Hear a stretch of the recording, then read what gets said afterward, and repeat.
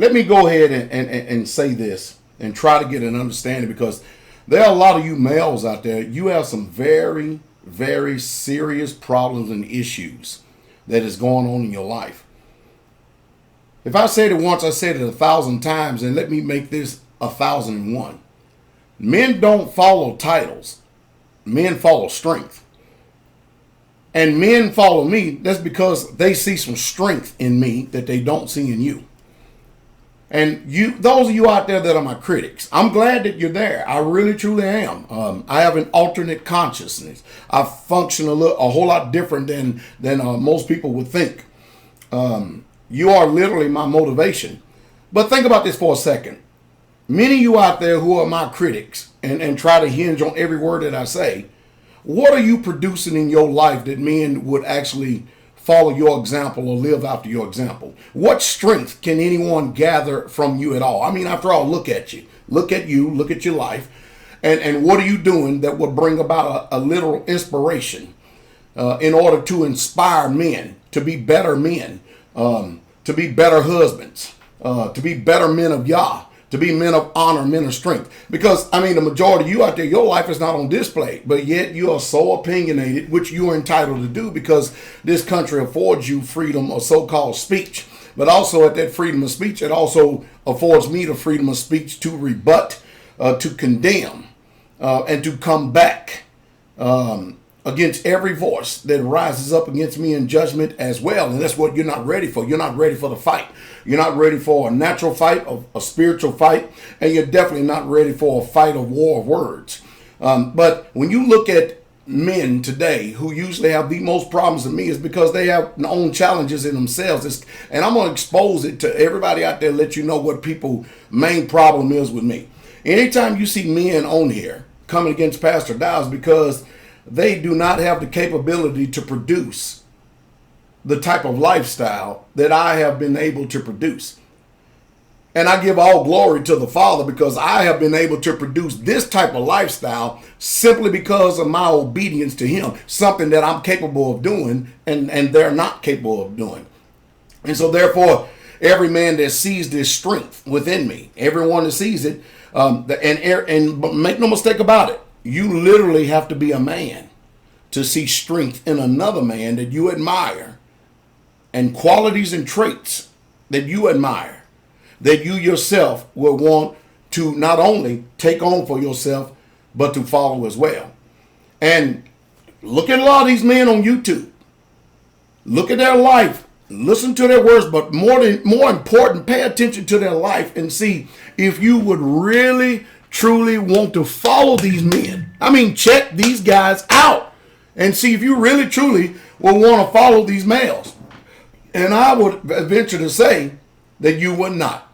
It's nothing but old-fashioned envy and old-fashioned jealousy.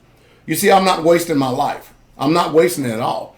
And I think that more than anything, that these people today are having a very difficult time coming to grips with a lack of manhood that they have. And of course, I know how the American mentality works. Anytime someone is passionate, anytime that someone is straightforward, that they see and they tell you the way that it is, you don't like it. You love your passivity. You love your negativity. You love being pessimistic. That's what you love. You love it. You love it and you eat it up. You're lazy as hell. You can't produce anything. And then you're losing your homes. Your wives even seeing through the veneer of your sorriness. And they don't want you no more. And they're walking out on you simply because you are a piece of crap.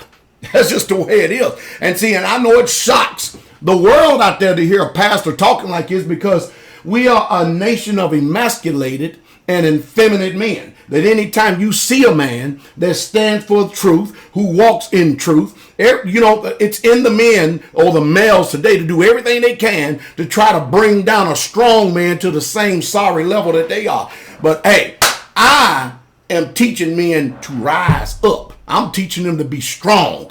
That's what I'm doing.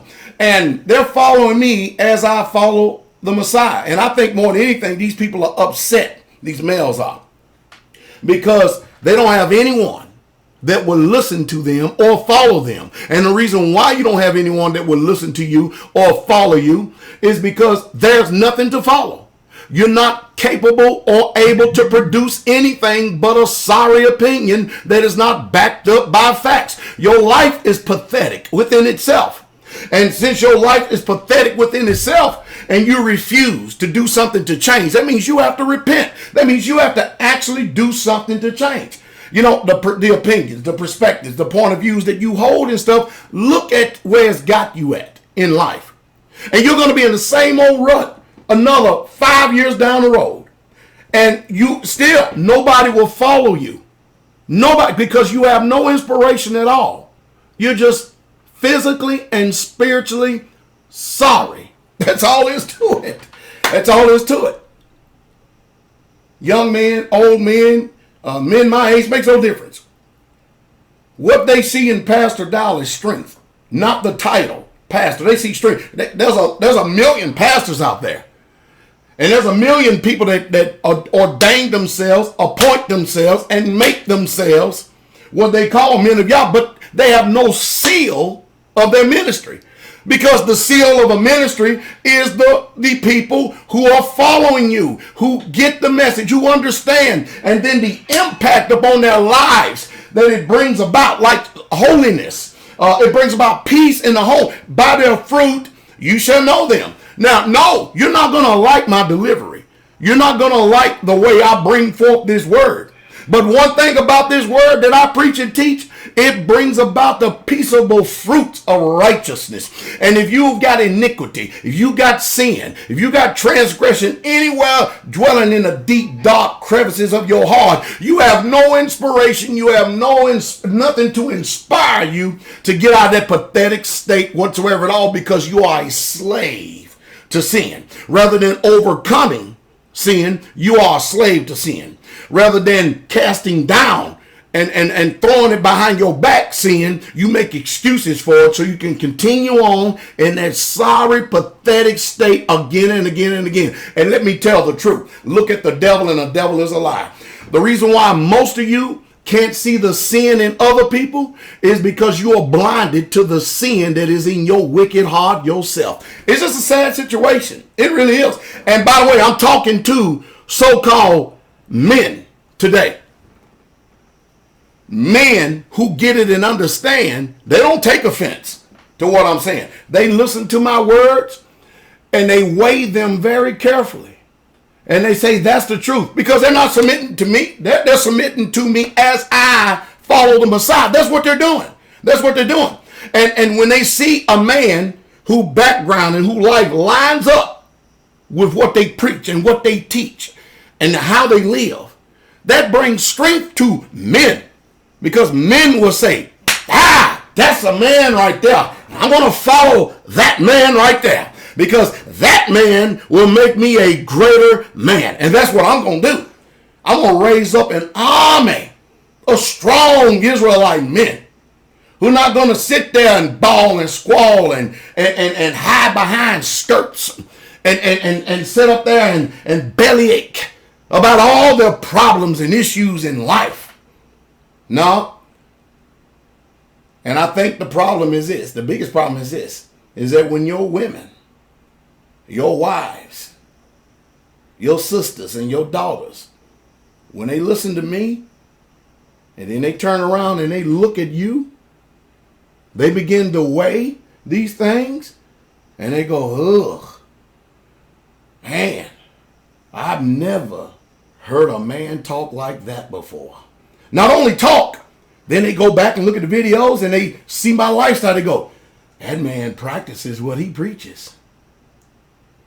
And then when you start making attacks up on me, the women go, why are you so jealous?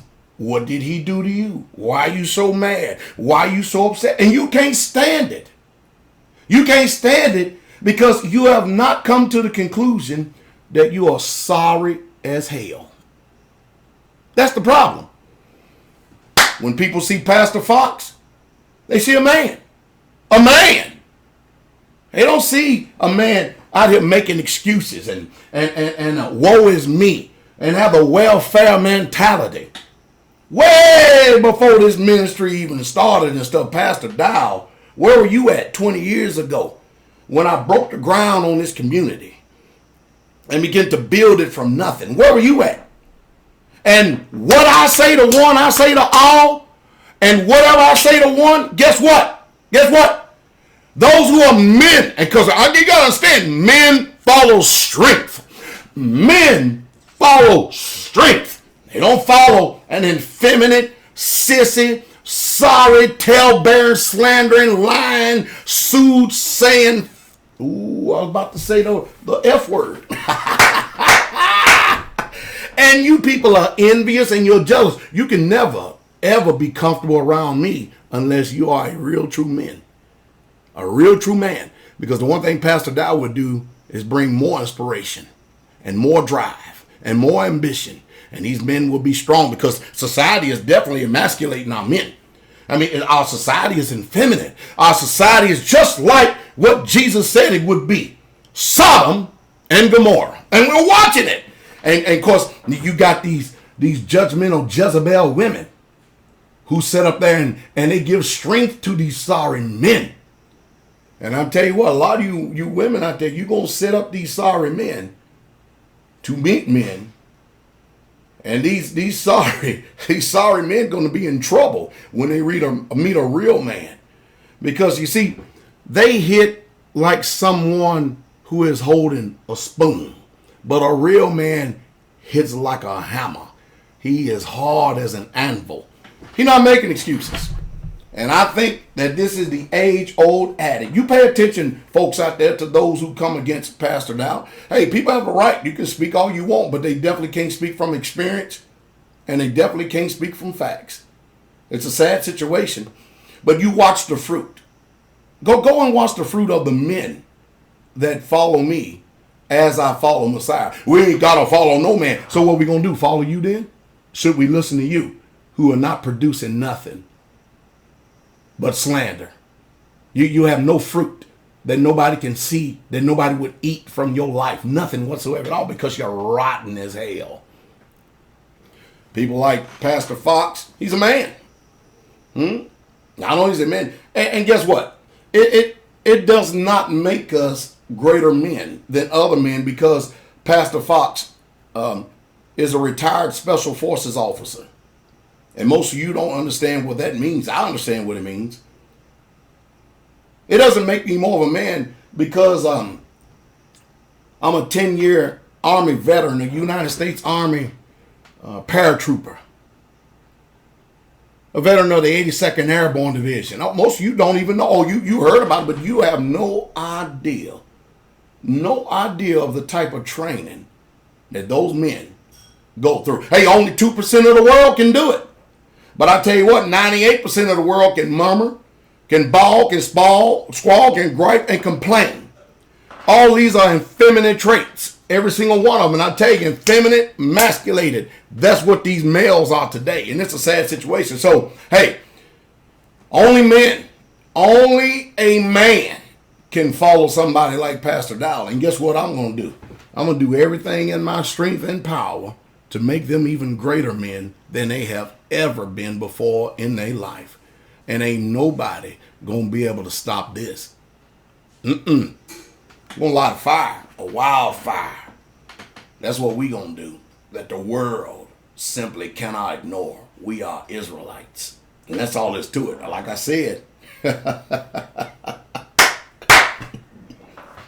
you effeminate, sorry men, do your little social media and stuff, make your little disparaging comments. But I tell you what, put your life on display so everybody can see what you are made of.